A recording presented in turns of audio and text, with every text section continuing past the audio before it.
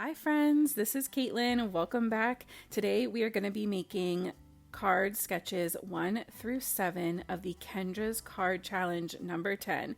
And I'm going to be using these brand new stamp sets. We have Seabirds, Merwees number 3, and the Guppies, all from Sweet November Stamps' latest release. And like I said, we're going to be making just sketches 1 through 7 this month, and then next month we'll be doing 8 through 15. So before we dive all the way in, go ahead and hit that subscribe button. That way you can join our crafty family and come hang out with us every Friday for more crafty inspiration. So I'm going to get started with sketch number 1. I have all of my paper pieces cut out already. I will have a link in the description to Kendra's Card Challenge with all of the information and the PDF and kind of where you can find all of that. That will be listed down in the description below for you. If you haven't participated or seen Kendra's Card Challenge before, it's absolutely amazing. She gives you instructions on how to cut 6 pieces of 6x6 pattern paper in a way that lets you create 15 unique sketches so that you end up with 15 amazing cards. And you can do them with just the pattern paper and like cardstock and just add a sentiment and be done.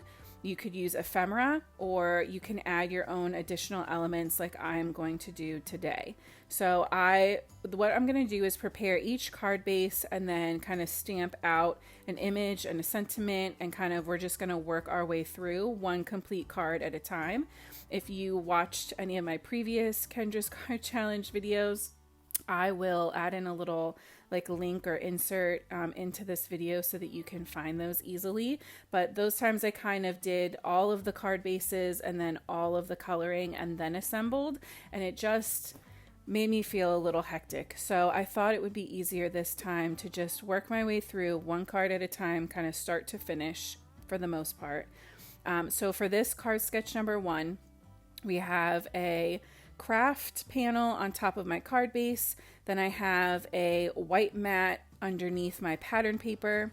I stamped out the Sending You a Little Vitamin C from the Seabirds stamp set with navy blue ink from Catherine Pooler. I'll have that linked down in the description, but all of the products that I'm using today that I will link in the description below for you. So just know that those are always there for you if you need to find a color or a name or a link. So I stamped all of that out, my sentiment out onto a really cute stitched banner.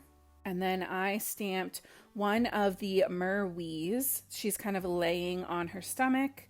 I stamped her out with my favorite kind of go-to Copic coloring friendly ink, which is the Honeybee Stamps ink. I just love that one. So I stamped her out in that, and I'm Copic coloring her, and I'm gonna use the same color story for pretty much all of my images. I kept myself, I should say, to a very limited color palette with the yellow, blue, brown, and gray kind of throughout all of these. So I will do my hardest to make sure that all of the colors are listed in the description for you too. But just know it's going to be pretty repetitive on my color choice, and I always put the caps on screen for you so that you can see what I'm working on as we plug our way through. Now, this definitely is a longer video for me, but keep in mind, my normal videos are usually around 12 or 13 minutes for one card, and we're making 7. So I feel like 16, 17 minutes for 7 cards is pretty good. In reality, this whole process took me about an hour and 15 minutes, which was even less than last time. So last time I said it took me an hour and a half. This time was even easier, and I think that it was mostly because I did that one whole card the whole way through before moving on to the next card. I think that really helped me to kind of streamline and keep my brain focused on what I was doing. So I definitely recommend that, or vice versa. If you try that and it seems overwhelming, maybe try doing all of your card bases and then all of your coloring and then assemble. Try it both ways and see what works best for you. Never be afraid to kind of experiment with your process and change things up, I think. So we already jumped over to card number 2. I knew that I wanted to put one of these or some of these birds into my scalloped oval and create this kind of feature image. And so I wasn't sure which one was going to work. I knew if I did that tall one, I was going to want it to be a flamingo, and I knew that I did not want pink in my color story. So I ended up pulling these two seagulls. I didn't actually add a sentiment to that card, but I kind of like having at least one or two of these with no sentiment, because then you can add whatever you want on the inside and it becomes perfect for any occasion. Before I finish the second card completely, I should tell you that I did jump to building my third card base, but that was so that I could stamp out my image that's going to go on this card base at the same time, was my thought process. And then I kind of colored those two up together. So once in a while, you'll see that I do color two cards worth of images at the same time. But for the most part, I worked my way through a little more streamlined than before. Now in this card sketch number 3, she has that 1/8 inch, the white piece that I was holding up on both sides. I just, for some reason, I was not feeling it. And so I opted to leave that out. That's the other thing I think is great about these kind of challenges, is that you can use the sketches as inspiration to make your card base, but it doesn't have to be exact. And that's the other thing I forgot to mention. The Kendra's Card Challenge is actually a quarterly challenge. And so there's a Facebook group where you can post all of your different sketches, and then you are entered in for chances to win all these amazing prizes. I think there's like monthly prize drawings and a quarterly like bigger prize. All the details are listed there, but definitely check that out. I just love these kinds of challenges and kind of sketch and color challenges in general, because I don't know about you, but sometimes I feel a little stumped on inspiration, and I love having these as a way to kind of spark an idea and kind of get my creative brain going. So if that happens to you, even if you don't want to do all of them, even if you want to do like 1 through 4 or do half of them like I am, it's definitely a really fun way to create a bunch of cards at once. And I love that you're not using a ton of paper. So if you're like me and you have a bunch of paper packs where they're already coordinated for you, it's such a breeze to just pick 6 different patterns out of a coordinated pack, and boom, you have a card set ready to go. I also think these are a great challenge to like make card sets to be given as gifts to someone else to send out, because then you can have them be kind of themed or generic or whatever you want. And they're just so cute. So I'm coloring in my little seagulls. I colored in my dolphin for my sketch number 3. All kind of, again, with those same neutral grays, adding just a touch of orange for the beaks. My dolphin was all those same neutral grays with just a little blush mark. Then I got everything adhered down, and I stamped, once again, my sentiment on this sketch number 3 here with the dolphin. I stamped my sentiment in with that same navy blue Catherine Pooler ink. We're already 3 out of 7 done, just like that. So for sketch number 4, I really like this one because it has those 3 different kind of pattern paper sections down the front. And I knew that I wanted to play with what image was going to go in this rectangle. All of my rectangles that I'm adding, or shapes that I'm adding my stamped images on, I have cut those out of my Copic Express It paper. That is my favorite paper to use to Copic color on. So this is really nice because I get to go through my like scrap bin of Express It paper and see what I have that'll fit the dimensions, or that I can die cut out to fit onto these cards where it doesn't need to be a whole card panel. I really need to start chipping away at my scraps. They're really getting out of control. So I think I'm going to have to do like a scrap card project video here soon to see how many of my scraps I can get rid of. Otherwise, I'm going to have to go through and kind of purge some out on my own. I'm very interested to know, do you guys like regularly clean out your scraps? Definitely leave me a comment below if you do, or if you have any tips, or if you've seen anyone else on YouTube that's explained it or shown it in a really great way of how to organize or decide when to throw out scraps. Let me know down below and I will go check them out because I think I need some help. So for this circle, stitch circle die cut Copic paper, I stamped on my little Merwee, and I'm going to go in. I had to borrow, this is the only stamp that I borrowed from another set. This is from a Pink and Main stamp set.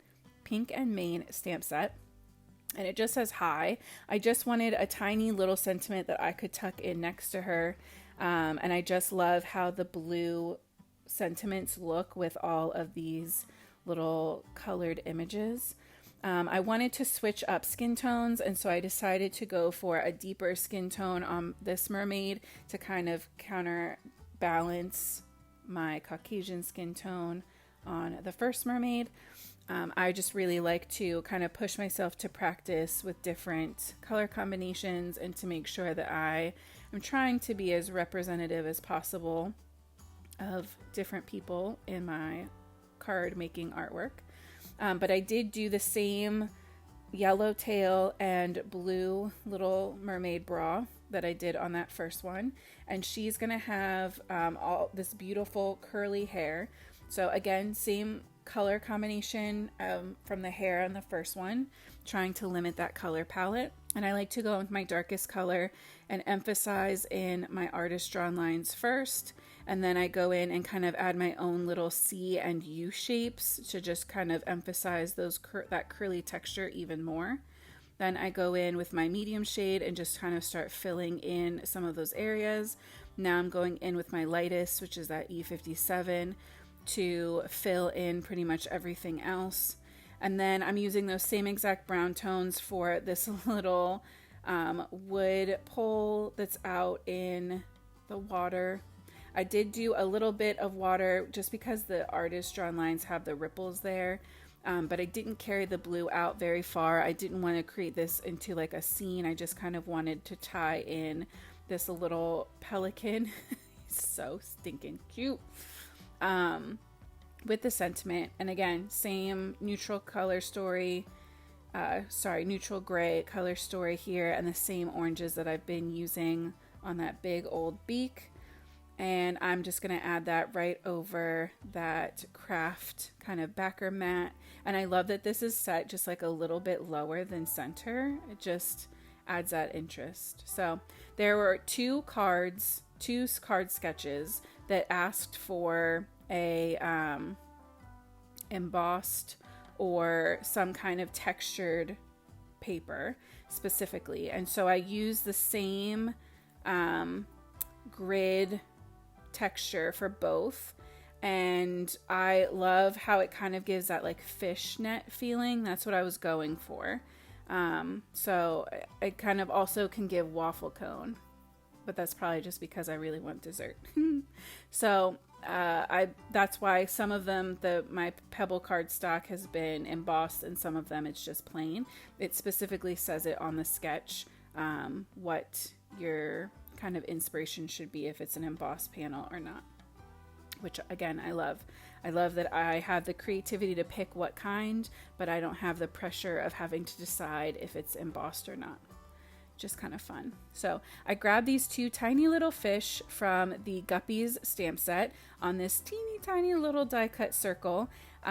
For one of the sketches, it wanted a teeny tiny, literally little circle.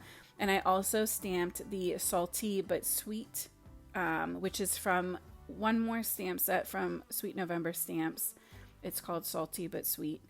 And that's the only image I used from that. That's the only reason I didn't like pull it up to show you.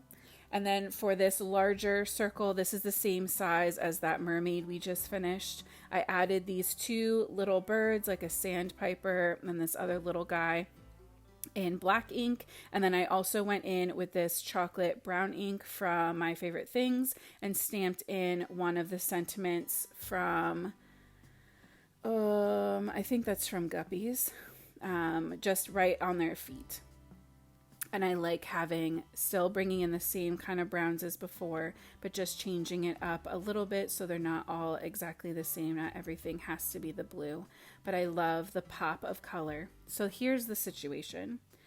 My camera died while I was filming. So you saw the important parts of kind of coloring going into those, and we'll review. So this is sketch number 1 with our little mermaid sending you a little vitamin C. This is number 2 with our seagulls ready to go, no sentiment needed. You could also give them little clouds in the background of their scene. That would be pretty cute, but I kind of like the white space. Number 3, our dolphin sees the day. Absolutely adorable.